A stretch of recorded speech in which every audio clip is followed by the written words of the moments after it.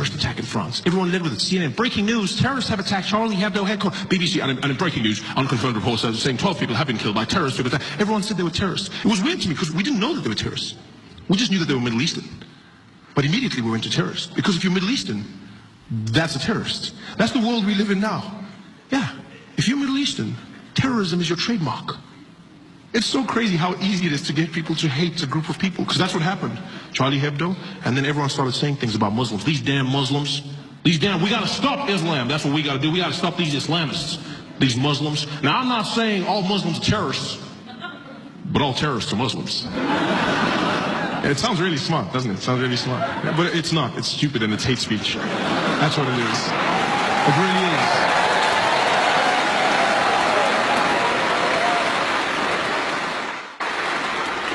Terrorism is not a race, it's an act. It has evolved over time. Yes, right now we're dealing with extremism, Islamic terror in some parts of the world. But if you go to other parts of the world and ask them what a terrorist is, they'll show you a different face. You go to England 20 years ago and you said, well, what was a terrorist? They show you a drunk Irishman. Right? I didn't need to say drunk, I could have just said Irishman. There was a time when Nelson Mandela was labeled a terrorist. Like, terrorism is an act, it's not a face. People say these things. Well, these Muslims, you gotta admit, there's an awful lot of them doing the same thing. You're like, yeah, but you know who's not a terrorist? Most Muslims. Yeah, most Muslims are not terrorists. I'm not even Muslim, but it gets to me because I'm like, most Muslim people are not terrorists. You know how you know this? Because we're still alive. Yeah. They've had ample opportunity to take us out, people. There's 1 billion Muslim people on the planet. They've had every chance. They could have killed us using those falafels they sell us after midnight when we come out of the club. They could have wiped us all out. But they killer kebabs. They've had the means.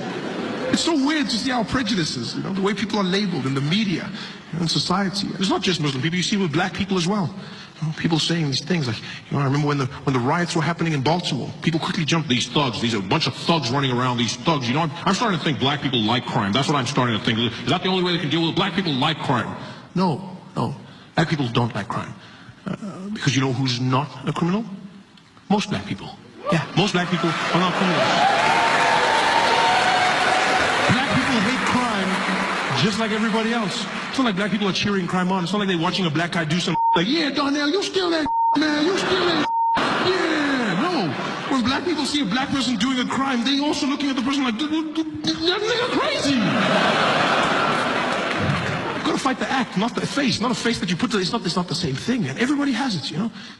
If you're a Middle Eastern and you do something, if you're a black person gets shot in a bad neighborhood, the first story they always lead with the same thing. And today in Compton, a man was shot in what is suspected to be gang-related violence. It's always gang-related violence.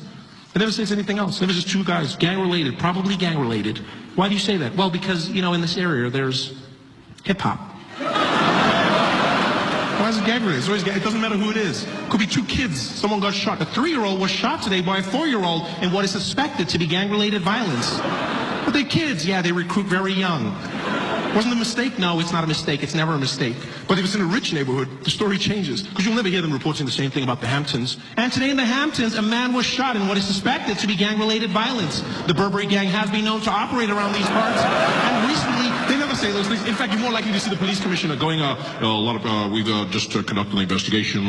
We found out that a firearm was discharged earlier today, and a bullet left the weapon, penetrating a victim, and we're going to investigate whether it was misfired or I'm sorry. Did you say did someone shoot the gun? Well, we're not ruling anything out right now, but we're checking to see if there was a mechanism failure or what about the person? Well, we don't think that this was intentional. We don't. So wait, we live in a world where you investigate a gun before you investigate a rich white man? Is that what you're saying? No. That's not what we're saying. But I mean, you must remember the gun is black. But that's not the point. The point is.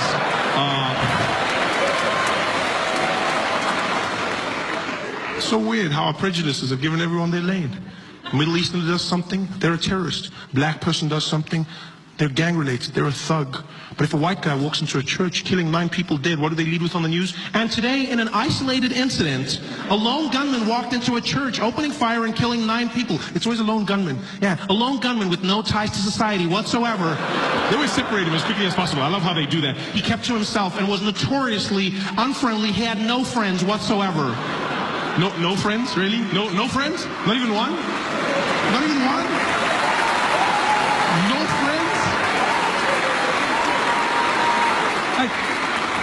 Not even on Facebook? No, everyone has friends on Facebook. Come on, you tell me the guy had no friends. It's almost like as the shooting happens, everyone's like, what? Dylan? Unfriend. It's the weirdest thing ever. And the first thing they always go to is mental instability. That's what they go to. The first thing. They never go with terrorism.